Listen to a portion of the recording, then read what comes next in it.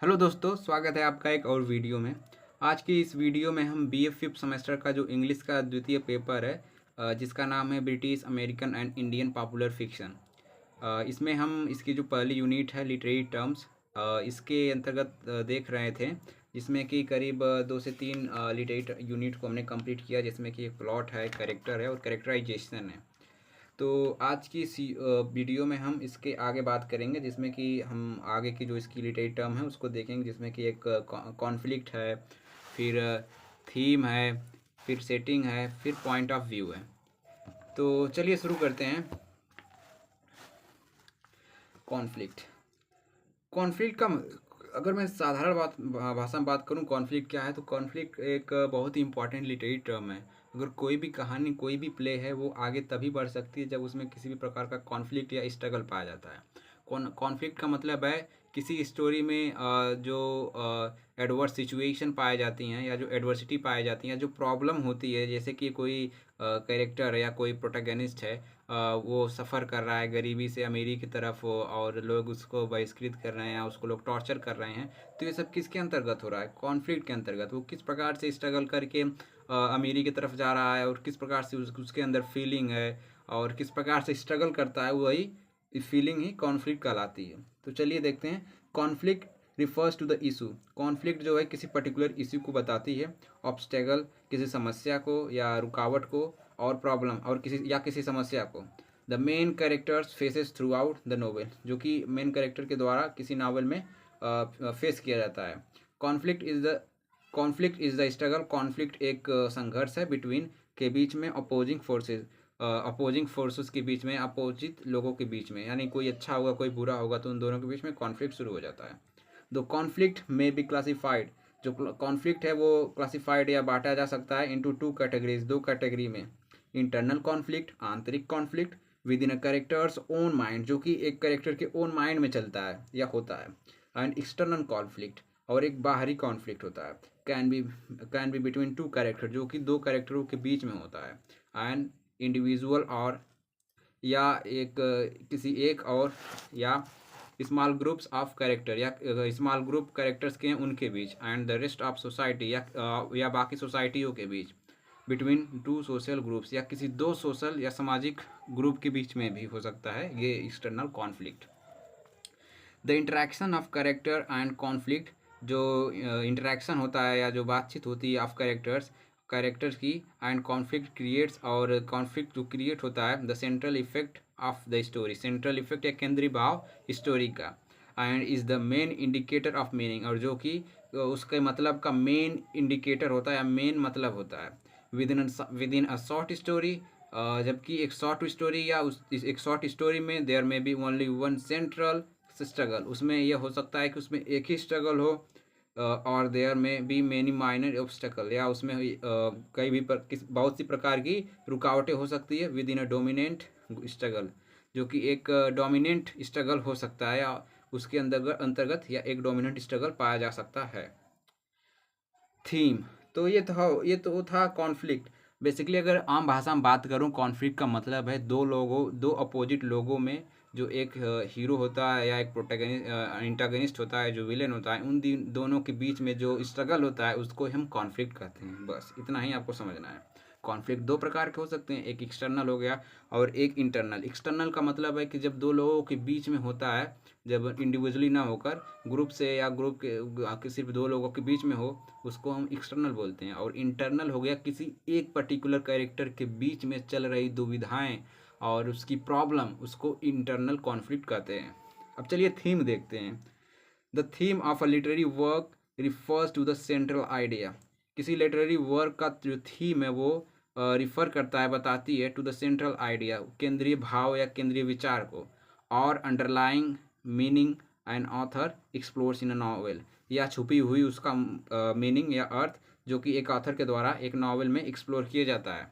Short story और other literary work, या short story में या किसी अदर लिटरेरी वर्क में होता है, या जो उसकी छुपी हुई मीनिंग होती है वो एक्सप्लोर किया जाता है किसी नॉवल के द्वारा। It is perhaps the most important, यह शायद ही बहुत इम्पॉर्टेंट होती है, बहुत इम्पॉर्टेंट लिटरेरी वर्क कॉन्सेप्ट बहुत ही इंपॉर्टेंट है। Literary concept because it is the over reaching idea, ये बहुत ही इंपॉर्टेंट लिटरेरी कॉन्सेप्ट है क्योंकि यह over reaching idea that the writer of the story want to convey, जो कि एक राइटर अपने स्टोरी के द्वारा उसको कन्वे करना चाहता है। It is a type of authors commentary on a subject, ये एक प्रकार की ऑथर की कमेंट्री या विचार होता है एक पर्टिकुलर सब्जेक्ट पर। It is a base line around which the plot, characters, setting, point of view, symbols and other elements of a story are organize, यह एक प्रकार की बेस लाइन होती है, एक मेन चीज़ होती है जिसके आसपास जो ऑथर है वो क्रिएट करता है स्टोरी, जिसके द्वारा कि वो अपनी जो सेंट्रल आइडिया है या अपना जो उसका जो मेन विचार है उसको कन्वे कर सके। और मान लीजिए अगर कोई ये दिखाना चाहता है उसमें पावर्टी है, तो उसके आसपास वो क्या करेगा, वो सिंबल कुछ देगा, कैरेक्टर ऐसे गरीब गरीब लाएगा और प्लॉट को इतना गरीब टाइप बनाएगा, तभी ना वो अपना जो उसका सेंट्रल आइडिया है, जो उसका विचार है कि गरीबी दिखाना, कि किस प्रकार से इस गरीबी में इस प्रकार से स्ट्रगल होता है, तो उसको ही हम थीम बोलते हैं। It is the authors thought, ये आथर का थॉट होता है ऑन द टॉपिक, एक टॉपिक पे, और व्यू ऑफ ह्यूमन नेचर, अथवा उसका ह्यूमन नेचर होता है किसी व्यू पे, उसका व्यू होता है ह्यूमन नेचर के तौर पर, उसका जो सोचने का नज़रिया है वो होता है। It can be expressed in two ways, ये दो प्रकार से एक्सप्रेस किया जा सकता है। The title of the story often emphasize what the author is saying, एक प्रकार तो ये हो गया कि टाइटल में ही दिखा दिया जाता है कि जो ऑथर है वो क्या चीज़ कहने पर जोर दे रहा है या क्या चीज़ वो कहना चाहता है। दूसरा है the figures of speech like symbolism, allusion, simile, metaphor, hyperbole is or irony may be use to highlight the theme, या इस प्रकार के जो वो हैं फिगर ऑफ स्पीच, उसका यूज कोई आथर यूज करके कोई आथर किसी भी थीम को हाईलाइट करता है, ताकि जो उसका मेन मकसद है कि थीम को पहुंचाए किसी कहानी के द्वारा, किसी कैरेक्टर के द्वारा, वो कामयाब हो जाए।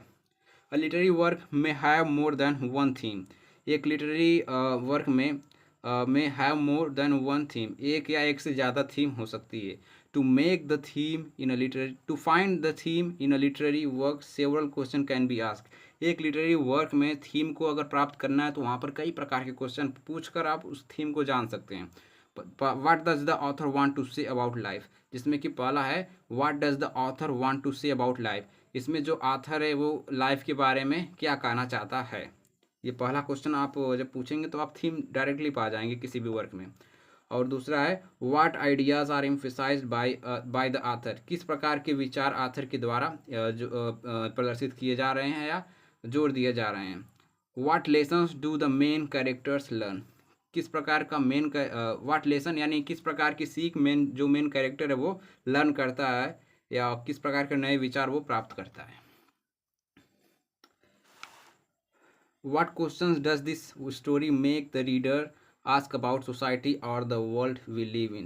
What question does this story, यानी ये स्टोरी किस प्रकार की क्वेश्चन को पूछती है, to make the reader ask, जो रीडर है उसको पूछने के लिए, अबाउट सोसाइटी और the world we live in, society के बारे में या जिस वर्ल्ड में या जिस संसार में हम रहते हैं। तो ये तो था थीम। थीम मतलब दोस्तों क्रक्स हो गया किसी कहानी का, अगर कोई कहानी पढ़ेंगे आप तो ऑटोमेटिकली आपके मन में विचार आ जाएगा कि ये जो कहानी है इसका क्रक्स ये है, तो वो जो क्रक्स होता है वही थीम होती है, और उस क्रक्स को ढूंढना ही या कन्वे करना ही राइटर का मेन उद्देश्य होता है। और इसको थीम को आपको पहुंचाने के लिए वो एक स्टोरी का लाइन दे देता है, टैग लाइन दे देता है, इसमें पर्टिकुलर कैरेक्टर है, ये उसकी पहचान है, वो गरीब है अमीर है, ये कन्फ्लिक्ट उसमें चल रहा है, यहाँ पर ये पॉइंट है तो यहाँ पर ये सिंबल है, यहाँ पर ये ऐसा बहुत ख़राब चीज़ होता है, ये सब कन्वे होता है। क्यों? क्योंकि जो आथर है वो अपनी थीम को इस प्रकार से आपको ट्रांसफ़र करना चाहता है कि आप परफेक्ट थीम को प्राप्त कर लें, ये ना कि दूसरा। तो ये अगर कोई स्टोरी बेस्ट है या नहीं, इसका अंदाज़ा आप इस प्रकार से लगा सकते हैं, जब आप कोई स्टोरी पहली बार पढ़ते हैं तो ऑटोमेटिकली जो आपको फील होता है, या जो आप अगर कोई आपसे पूछे कि इसका थीम क्या है या इसका क्रक्स क्या है, तो ऑटोमेटिकली आप बता देंगे कि इस पॉइंट पे बात की गई है, तो ये मेन थीम इसकी है। तो वही है थीम। चलिए अब सेटिंग देखते हैं। Setting refers to the time and place, जो सेटिंग है वो रिफर्स बताती है टाइम, समय और जगह के बारे में, लोकेशन या वही जगह हो गया। Of the story is set in, एक स्टोरी की जो कि उसमें दिखाई जाती है। या सेटिंग जो बनाई गई होती है। The setting of the novel answer the question of when the action takes place and where the action takes place. जो सेटिंग होती है किसी नॉवल की, वो आंसर देती है क्वेश्चन का कि जो स्टोरी है वो कब बनाई गई और कहाँ बनाई गई। The location can either work symbolically, और जो लोकेशन है वो work can either work symbolically और it can simply be backdrop for the story to take place in. जो लोकेशन है किसी कार्य का वो सिम्बोलिकली हो सकता है, ऐसे ही उसका मतलब सिंबल दे दिया जाता है, या ऐसा ही बैकग्राउंड बना दिया जाता है कि लोग फील करे कि हाँ यहाँ पर ये स्टोरी घटित हुई है, भले ही वो रियल रहे या ना। और it can simply be a backdrop for the story to take place in, या वो एक प्रकार से बैकग्राउंड दे दिया जाता है कि वो स्टोरी को आप इमेजिन कीजिए कि यही बैकग्राउंड इसके लिए अप्रोप्रिएट होगा। To know the setting of the novel multiple question may be ask. अगर आपको सेटिंग जानना है किसी नॉवेल का तो कई प्रकार के क्वेश्चन पूछ कर आप उसकी सेटिंग को जान सकते हैं। टू नो द प्लेस और geographical location of a novel the readers में आस्क क्वेश्चन। अगर आप जियोग्राफिकल या किसी स्थान के बारे में किसी नॉवल में जानना चाहते हैं तो आप जो रीडर हैं वो में आस्क क्वेश्चन, वो इस प्रकार के क्वेश्चन पूछ सकते हैं कि where is the location of the story talking about, कि जो लोकेशन है जो स्टोरी बात कर रही है उस लोकेशन के बारे में वो कहाँ है। टू नो द टाइम, अगर आपको समय जानना है, historical period, time of a day, year, etc, तो आपको किसी नॉवेल की, देन द रीडर में आज, तो जो रीडर है वो पूछ सकता है लाइक जैसे कि when is the story taking place, कि स्टोरी कब हुई थी या कब टेकिंग प्लेस या कब घटित हुई थी जो घटना है। अब देखते हैं छठा, पॉइंट ऑफ व्यू। तो पॉइंट ऑफ व्यू को अगर देखेंगे तो ये बहुत लंबा है, करीब 1 पेज का है और वीडियो भी लंबी हो जाएगी। तो पॉइंट ऑफ व्यू को हम अगली वीडियो में देखेंगे दोस्तों। आज की जो वीडियो में हमने करीब 1 2 3 पॉइंट देखा है, तो वीडियो ज़्यादा लंबी ना हो इस वजह से इसको छोड़ दे रहे हैं, इसको अगली वीडियो में देखेंगे। अगली वीडियो में हम पॉइंट ऑफ व्यू कवर करेंगे और इसके प्रकार कवर करेंगे और स्टाइल एंड टोन कवर करेंगे, और इसके बाद एक और वीडियो बना के हम इमेजरी और आयनी इन सब पॉइंट को कवर कर लेंगे। तो चलिए दोस्तों, मिलते हैं किसी और वीडियो में। मैं उम्मीद करता हूँ कि आप कुछ ना कुछ सीखने को पाए होंगे। अगर गलतियाँ हुई हों मेरी तो बताइएगा, मैं सुधारने की कोशिश करूँगा। चलिए, धन्यवाद।